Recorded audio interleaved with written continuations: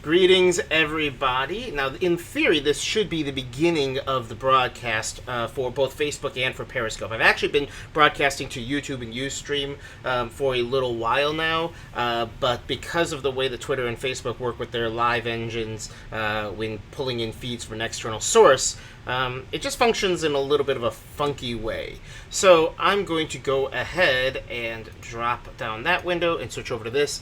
So what I want to try and do is I'm kind of still playing around with some different formats. I was planning on doing a blog post of a website called Sutori, and I think I put Sutomi in the titles of the Facebook post and the Periscope post, so if I did, wow. That's kind of a bummer.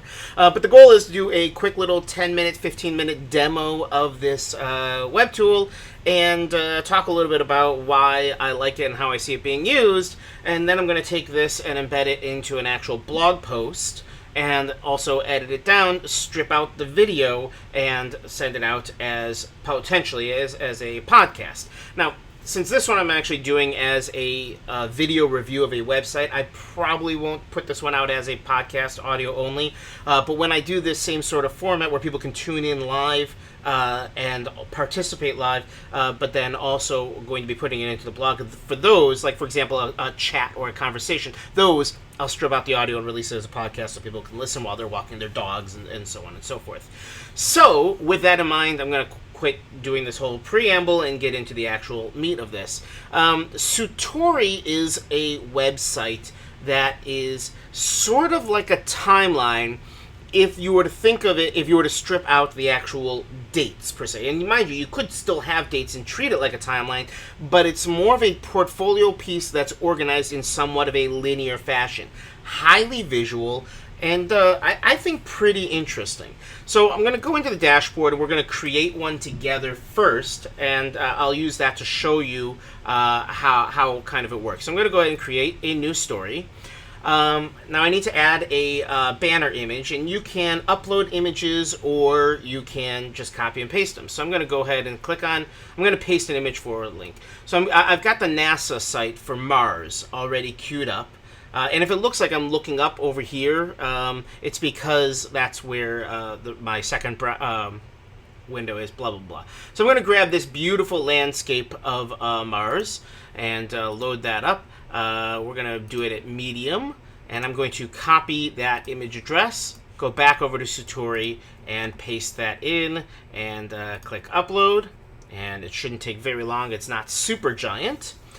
And there it is, and now we're going to say use image. Now right here from the get-go, you can see one thing that I really do like about it already. Down here in the lower corner, it might be a little difficult for you to see. Oh, you don't actually see my mouse. That's one thing I'm going to have to fix. I wonder if I can actually fix that on the fly. Not that one. Window capture. No, I cannot do that. But anyway, right here in the lower right, it says add image credits for the photo. So I'm not going to do the whole thing right now, but I'm just going to put in the URL, and now it's got the Pathfinder, the NASA Pathfinder URL right there in the lower right-hand corner of the image, which is just kind of nice. It's very EDU friendly. It supports you doing proper citations and all that. All I know about Mars, and that should probably be a capital K. There we go. Short description that will get people interested in your story. I think Mars is nifty. Yeah, this is not going to be the most engaging story in the world. Now, you can have optional headings. I'm not going to get into that just yet. But when I click plus, it's going to show you all the different options for adding something into your project. Text is exactly what you expect. Multiple choice is a little bit of an interactive, so someone who's viewing the thing that you're sharing can interact with it. Image, straightforward. Video, straightforward. Audio, straightforward. And then you get to some really interesting things. The did you know differs from text in this way. So I'm going to go ahead and click text here. And I do actually have down here some interesting facts about Mars. So I'm just going to go ahead and paste something over here. And there's some basic fact about Mars. Now I'm going to click over here a did you know, and I'm going to edit it, and you can add in an image, but I can also say Mars is known as the red planet, and click off of it. Now, mind you, that is one thing that's a little unintuitive, is I'm always looking for like an OK button, and there isn't one on this. You just click off of it and it's saved. So it's kind of neat the way it differentiates between the two of them, and while you wouldn't always use both, it's nice to have the option there. Now, there are also these options for drag and drop and for forum. Now, these I think are really interesting. Drag and drop is for quiz questions, and you can put in the left side and the right side so that you can allow people to match the two of them up together. Forum is a forum question. Why do you think it is named the Red Planet? And as you can see, I mean, people when they're viewing it, they're going to be able to respond. Now, that's kind of interesting. Now, what I'm noting here is you can already see sort of this timeline. So there's one thing here, one thing there, one thing there, and I can rearrange these if I wanted to. So I could put this one up above here and so on. So you can do it in sort of a timeline format, and we can mix and match in other things like images. Let's say from here, and I'm just going to do it real quick and dirty right now. But add an image, and we're going to just paste that in, upload, and use image. So you can kind of create your timeline, and if I wanted to add credits for the image, I could, or if I wanted to say this was taken in, whatever, 1980, maybe that's not, obviously that's not the right date, but you get the idea. You can kind of make this a timeline, but it doesn't have to be. This could be great for biographies. It could be great for, really, honestly, just about anything. I mean, if you're doing a frog report, we're doing a report on Mars, we can just kind of balance things back and forth. If you want to set the tone, you can also add in audio. So over here, I can click Add Audio, and I can do it once again via a link, or I can go ahead and say, here's some music. Use that audio. Right now, it's going to upload it, and this is from archive.org. This is Holtz's The Planets, Mars, the Bringer of War. So I'm going to put that in there, and you know what? Maybe I want that right at the top.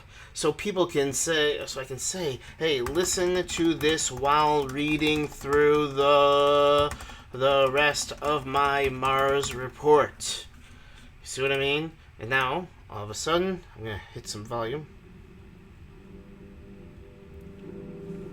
I'm going to skip forward just a little bit. You see what I mean? Now we've got some ambience. You see what I mean? Is that kind of neat? And then we could, right below here, put in that forum question and say, what does this music make you think of? How does it relate to Mars? I should probably capitalize Mars. You get the idea. Now I'm going to go ahead and stop. But you see what we're doing here? Now all of a sudden we're creating sort of this multi-media project. Now, yes, you could do this in Padlet. Yes, you could do this in Google Sites. Yes, you could do this in all kinds of other ones. But this is slightly, somewhat of a different flavor, and I like the multimedia elements that it has on there. Now, the reason why I'm kind of focusing in on the the collaborative elements of it. And the reason I'm focusing in on the collaborative elements is they actually go out of their way in the pre-login pages to say we feel collaboration is important. And you can do these projects with other people. So I'm going to go ahead and click on Collaborate, and I'm going to add in, I think I named him left, there's Aiden Dembo. I'm going to invite him in as a collaborator. Now I'm going to switch my view so you can see what it will look like. Hold on one second. Let me refresh that. Did it work? Did I actually collaborate with him? It should have worked. Let me refresh that. Huh. That's interesting. It's not necessarily showing up on him right now. Let me try and log him in. Give me 1 second. We're just going to hit pause, and I'm going to re-log in as him and see if there it is. And now the Mars one has popped up, and I'm going to switch my camera view over so you can see both of them. So now on the left, you should still see the one that I was working on as the teacher view. And this is a student who is looking at the same thing. Now note, when I go ahead and click plus, and I start adding in more text, down here, it should show up that Aiden D is currently editing this item, and he is grabbing some text to paste in. And as soon as he pastes it in there, And I'm going to do that right there and hit enter. Or not enter, I'm going to click off of here. See how it showed up on that side? And the same thing goes over here. So in this way, I can now edit what Aiden just did. And I can take out the bullets, and I can take out the bold. And I can, hold on one second, and then click off of it. And now it's edited for Aiden in real time. You see how that works? So multiple people can collaborate together. Now, that's really neat. It's sort of Google Docs style in terms of being real-time collaboration between the two. That's nice.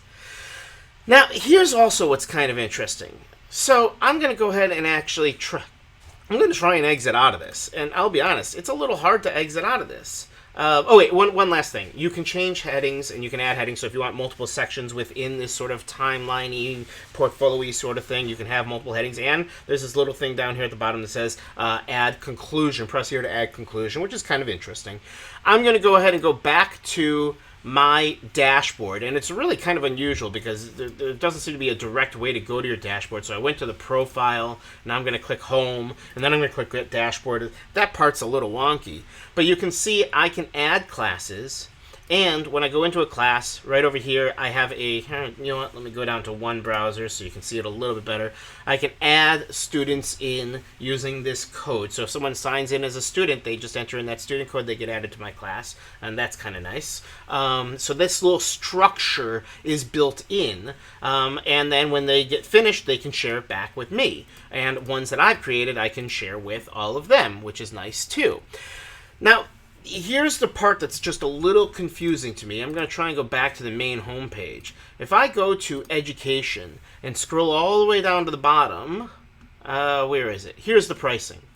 The free version, which is what I'm doing right now, says you can create and share stories. There's a limit of 200 student stories. So between me and all of my students, we can create a total of 200 stories with the free account. And it says you can add YouTube videos.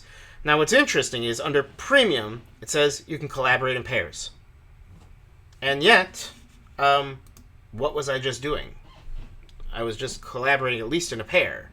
So I don't know what the story is on that, whether that's just a mistake or whether they still allow it, but they just don't say it. And then with the unlimited version, which is $99 per year, it says you can also collaborate in group projects and class stories, so I'm assuming more than one person. I haven't tested it with 3 or 4 people yet, so I need to, but kind of interesting just in itself in that way.